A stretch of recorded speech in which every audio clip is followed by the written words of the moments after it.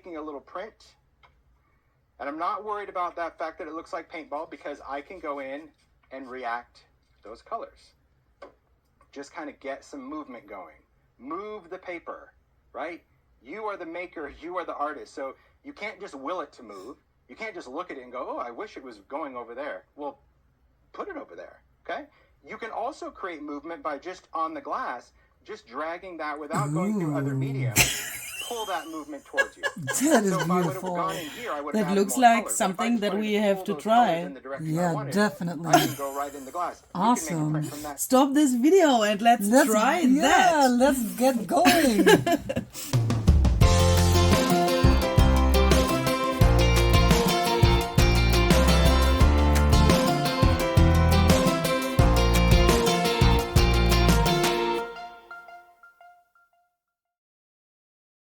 Hi there, we are back. Hi. And when I say we, I mean Marlies at Marlies Design. Hello, everybody. And myself, Luise Heinzel. We just watched the last Tim Holtz live video where he has demoed some techniques with the Ranger Distress Paints.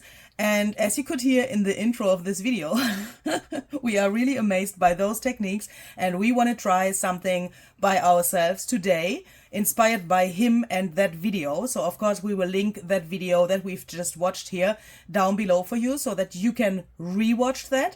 And if you don't know Marlies yet, if you perhaps followed my channel and you don't know her yet, please check her channel out. All the informations are down below in the description box. You can also follow her on Instagram. And I think you also have a Patreon program. I have a Patreon program and also a little coffee shop. Oh, that's wonderful. I will link everything down below and then you can check that out.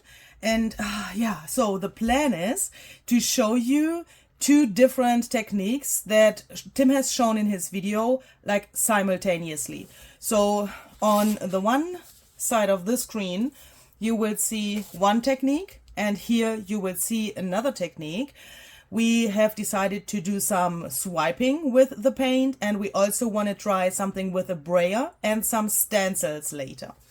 So Marlies, we haven't talked about what you would like to do. I will swipe. You want to swipe. Okay, so then I will need the brayer, I guess. Do you want to tell the people something about the paper that we've chosen? We have chosen to go with some watercolor paper for today. Most watercolor papers have like a textured side, but also a smooth side. So this is the smooth side. And on this side you can see there's a little bit more texture. But for the thing that I'm going to do, I'm going to swipe the paper across some diluted paints. It does not matter if you are choosing the textured side or the smooth side. And we also have several sheets over there, so we can perhaps also do both so that we can compare that as well. And see if there is any difference. Yep. Hard to choose a color combination. Do you know what? I will start with pink today. Ooh. Yeah. Give me my pinks. Yeah, go for it. Which colors do you want to use? Yeah, I was just going to take a look. I have the antique linen, the fossilized amber and the vintage photo. It's quite neutral, but I'm thinking I can also maybe add it in different kind of layers.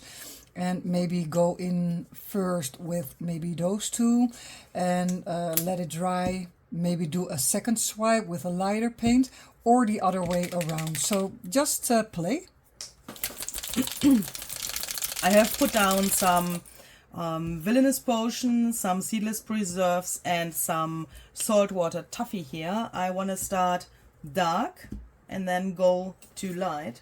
So I will start with villainous potion. And I don't know why I did it like that, because I can't lift it up now. No, that's hard in that position. But you can see, it looks strange, but it works. So I will just turn the paper, like this. And then I will just go over the textured side with my brayer like this. Yeah. And what I have done for right now, I have put down some dots of the vintage photo and some dots of the fossilized amber.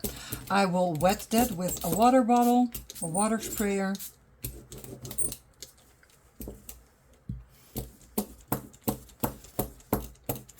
I'm going to take the smooth side of the paper and just first get some paint on.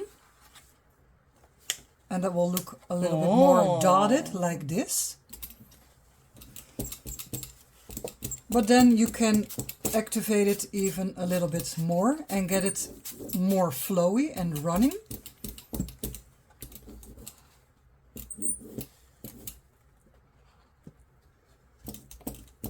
That looks cool. And maybe you already heard my enthusiasm at the beginning of this video on how Tim swiped his paper. So that is definitely something that I'm going to try right now and see how it will work. I have to pay attention. Oh. Ooh, I'm just going in there even a little bit more.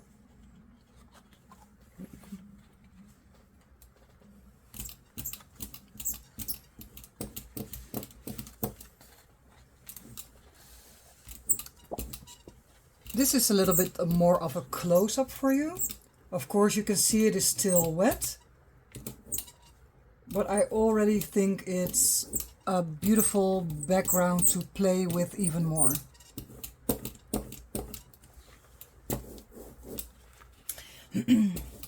I can already see that I don't like the textured the textured side of the paper, because I really don't like all of this white showing through. I think that's like a problem if you don't like white showing through. But I think I have a solution for that. Of course, that is a difference. I mean, the whole thing looks totally different, but that's one of the main differences, I would say. If you use white paper and this technique, you can get rid of all of the white spaces. Compared to this, when you use the textured side, you will have this because the brayer can't get into those little slots. But I will just make another one on the smooth side of the paper and see how that looks.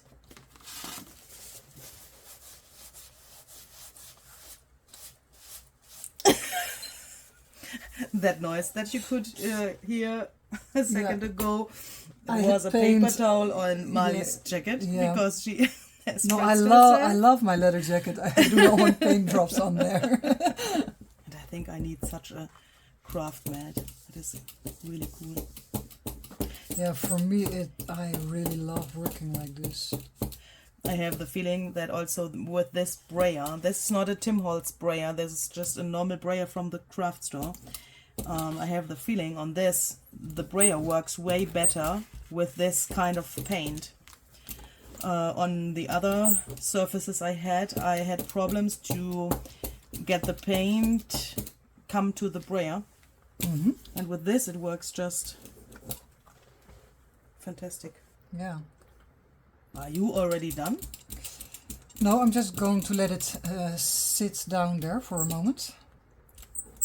And because when the paint is like more dry and you will pick up more, the effect will be different. Yes. Like wet in wet is different and wet on a little bit more dry is different. So I'm just going to check out how I can play with the drying process. Do you want a heat tool or? Not for now. But I'm really amazed by how far you can put the single colors on top of each other, after each other. I don't know if that makes sense, but if you would do this with normal acrylic paint, you would have like a third color, a mixture out of Villainous Potion and Seedless Preserves in this case. And here you can see the single colors. Yeah, it's really separate. Yeah, really separate. And at the same time, in some areas, you can see a mixture. And that's, I think, really awesome. Yeah, you can see a little bit of an overflow. Yeah. But it's still really two different colors. Yeah. Yeah, it's amazing. And I really like this better. I don't know if you can see that in the camera, but yeah, I guess so. This looks The right one is the textured paper and the left one is the smooth paper. And the right one looks not like art. It looks like this looks like you wanted to try to paint a wall, but something strange happened. And this looks like, yeah, totally different. Also, those marks of the brayer that you get are way more interesting here. I like those lines where the paint ends. That looks way better than here. This is not my cup of tea. And that is why we are trying, right? And I that's mean, probably why I always drink coffee.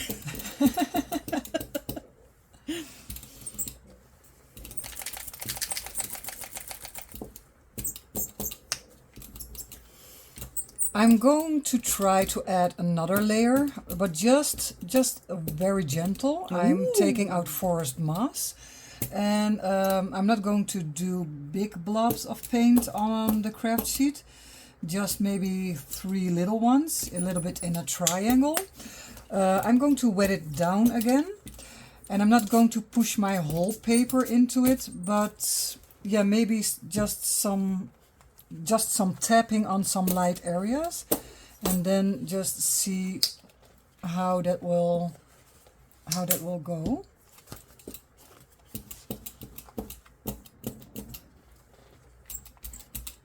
Oh.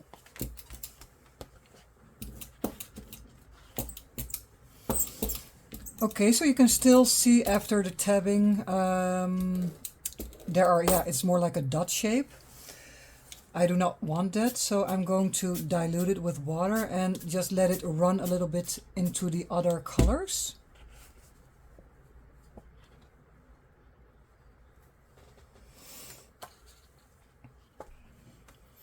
And again, I will press my paper down on the craft sheet and just rub a little bit, and maybe while picking up I do a little swipe just to get it more in there. That helps a lot to dilute those dots. Yes. Yeah, that is really beautiful.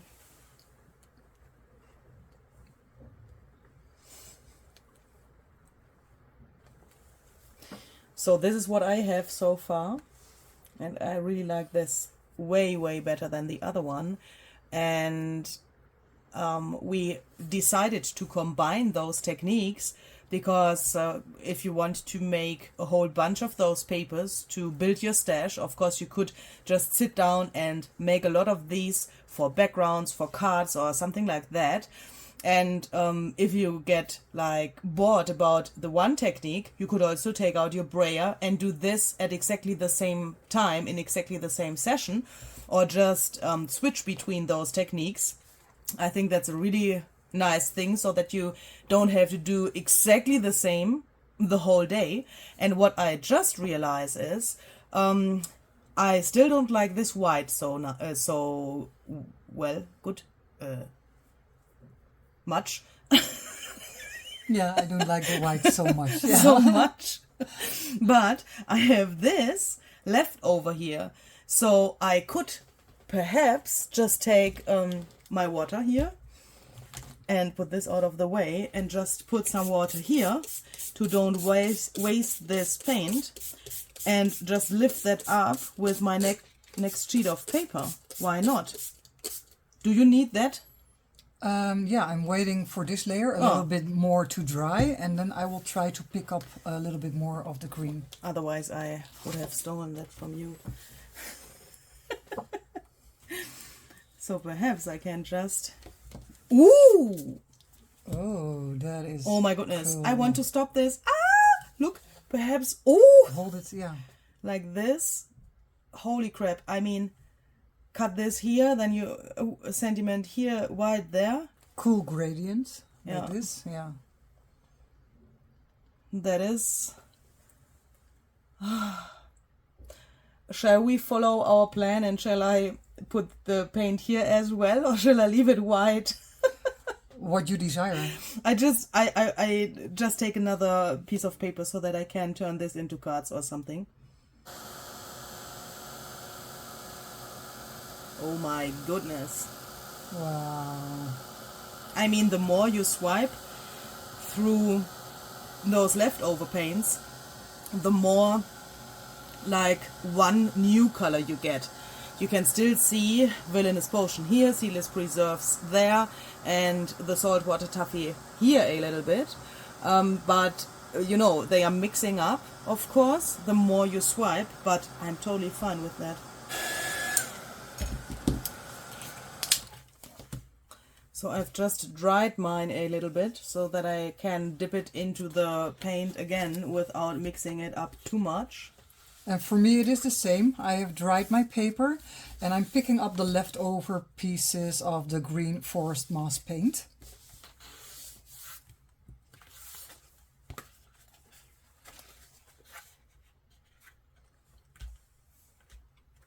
Oh, cool. That is cool. And I think, Marlies, because of our excitement about Tim, we totally forgot to tell the people out there in the beginning of the video that we want to die cut those pieces later and cut some things out. I have put on some extra forest moss drops. I have wetted them down a little bit. I have, well, you know, I went through it with my finger just to break up the paint a little bit. But when you swipe this area, it's quite of a big blob. I do not want that. I am aiming for some smaller blobs or speckles. So I'm picking up those larger areas just with a paper towel. And I will let this, well, not dry totally, but get a little bit more settled in. Also my paper, let it dry a little bit right now. And then I will press my paper into the paint.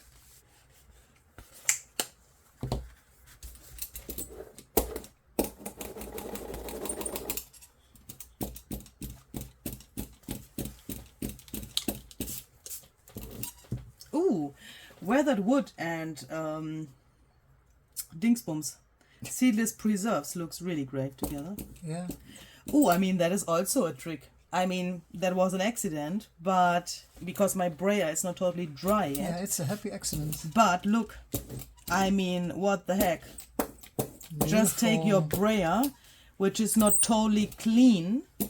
Tim, close your ears, please. Because he always says, clean the things right now, but... Yeah, it's beautiful. Done. I think this is done. I mean, 2 cards. Yeah. I think we And see need how more paper. and see how quick it goes, right? Yeah, I mean, really quick. so I will hold this up closer so you can see how I picked up those last dots of green forest moss. I think this really looks good and also a bit grunged. So this is already a good paper for a background or for die cutting to play with. So on to the next. So I think I want to try to use this paint for this area here, and I've just taken out these stencils here. This is a whole set. I will show you the package so that you can see what is in the package. And these are the Element stencils, Everyday Art, from the last release by Tim Holtz and Stampers Anonymous. And I thought these dots could look great here on the side, so I will try that. And there are also some hearts, and perhaps I can do some of those on the top there. I mean, you perhaps don't know that, but this is a special day. If I will do this, it's a special day because I hate hearts.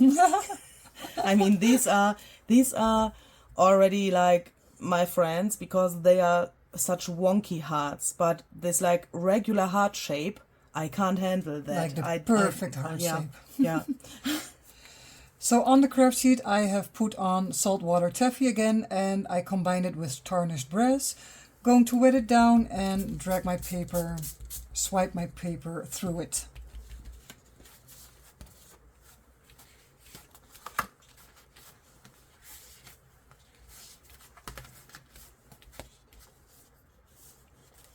Oh, Yeah, I have that too with the tarnished brass. It's really, really nice to have that on. oh yeah. That is nice. Could you please do a little drum roll for me? Thanks. That's enough. I will do it. You can do it. You can do it.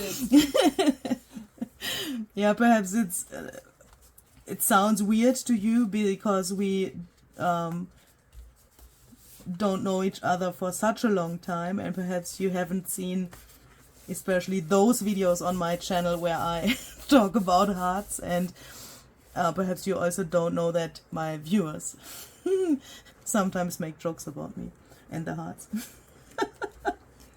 While Louise is doing the hearts, I will show you the up-close sheet with some tarnished brass.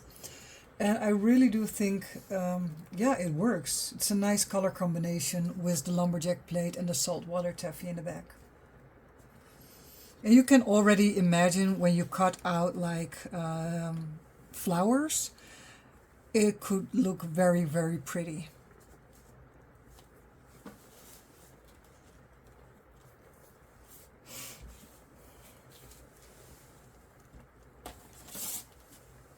Hearts. Woo! I think you can be proud of yourself because you have brought me to this. Into this state of mind. Yeah. Wow. Woo! Okie dokie, Mr. Chokey. Here we are back. We have just chosen some die cut sets to show you what you can do with those papers now, because of course you can use some die cuts and cut something out and use that, for example, as a focal point on a card or a junk journal page, put it into a collage or something like that.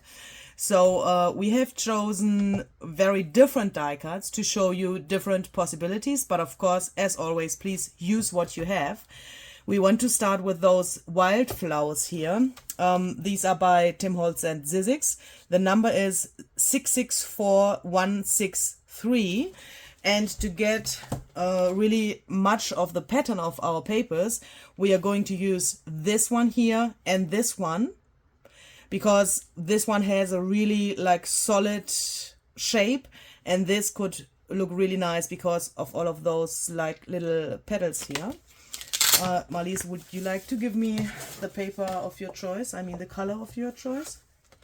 Ooh.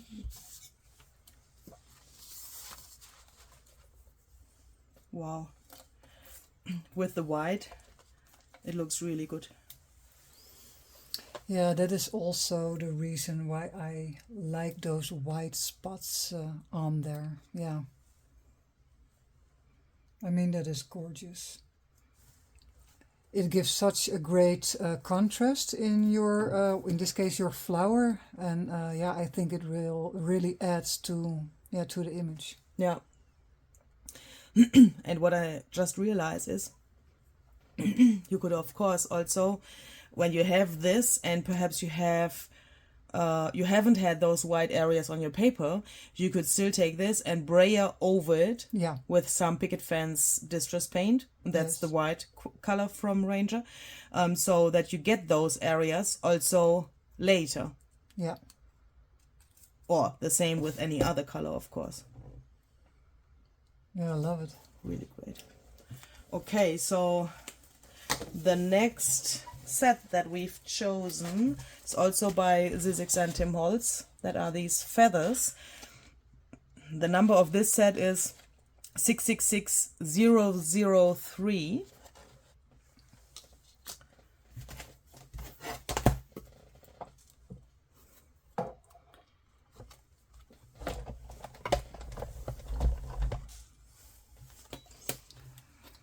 So just imagine if this is the background of a card and you will want to use those feathers that we have just cut out. In the feathers there's also some tone of purple. That would look really, really awesome. I will hold it up a little bit closer so you can see details. But that is already nice. Maybe a quote underneath. and maybe some kind of darker color for a backing, and then you are already done. Black splatters. Black splatters around, that's also beautiful. And here we also have one of the papers that Luise created. And you can see when you put them in a row like this, and the gradation of the paint colors here underneath. Very, very nice.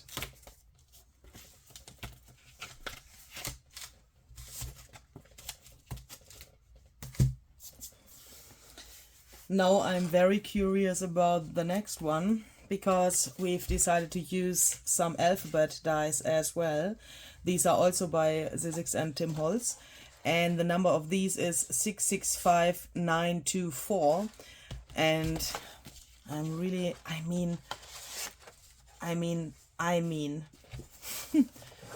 either this, or imagine we would just, for example, could you just run to the cutting machine and just cut these 3 hearts off for me, please? Yeah, I was also looking at this one.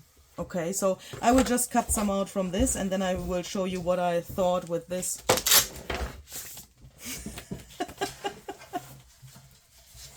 Shall we write a word? Yes, I think so.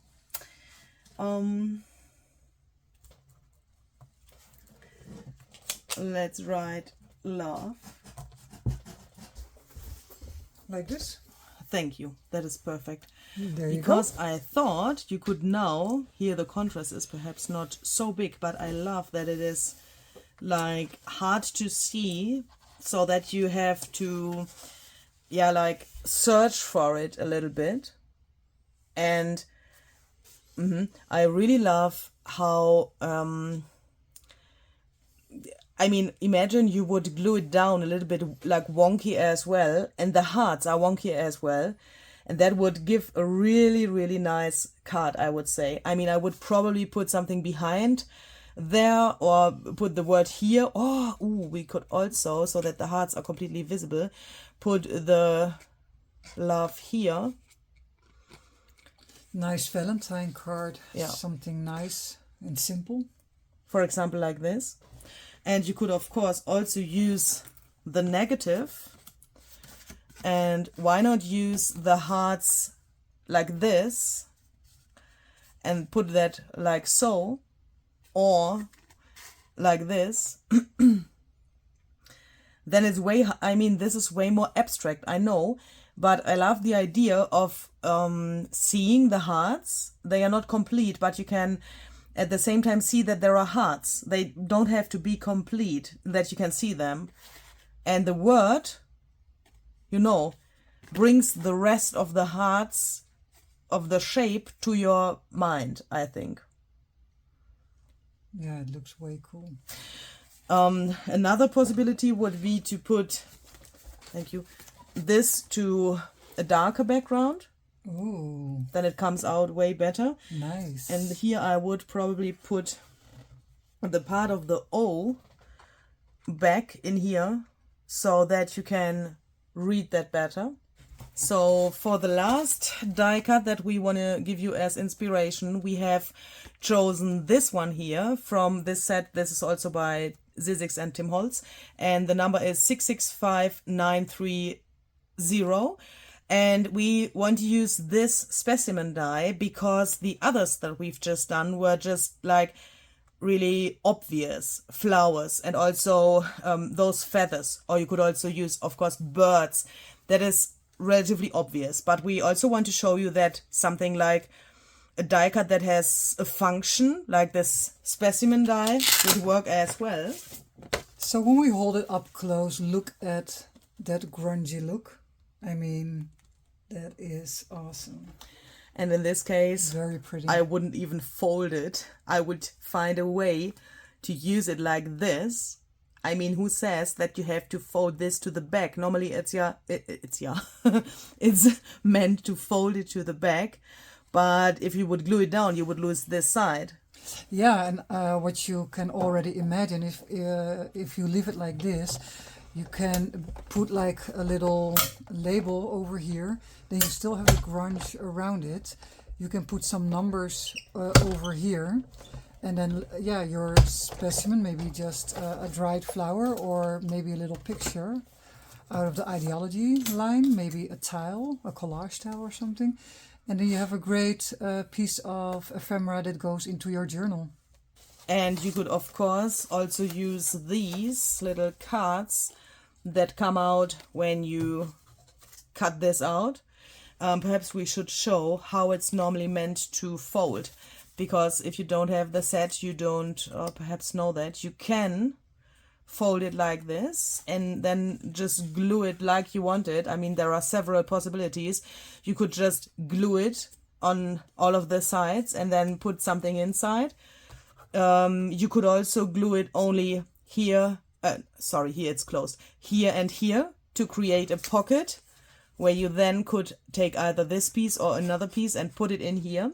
Yeah. Or what I also have done, or I think you have also done it, glue it like this. Here, you can't see that. Here, and here it's already closed. Then you could put in something from here. I think I have seen it in one of your journals. Yeah, I've done that before, yeah. And what I also did was this piece, you can, if you want, just press in here, like so, with glue, but not here. Then you could take another little card or something and put that in here. Oh, cute, nice little pocket. I think I can, I have an example where I did that in a project. I think I have it here. Oh my goodness, I'm so organized. I did that here, look. I did this for Halloween in August last year. And here you can see the specimen die. Here below the boy, it is attached like this. And this little guy, you can now take out and put it back in. And if I'm not totally wrong, on the inside, yeah, here I have done exactly what I just said. I have glued it here and on the top and on the side, but no glue here, so that I now can take this little paper and tuck it behind this little thing. Yeah, awesome. Great idea. So that's it for now. I think this is a really, really great choice that we now have to do some further projects.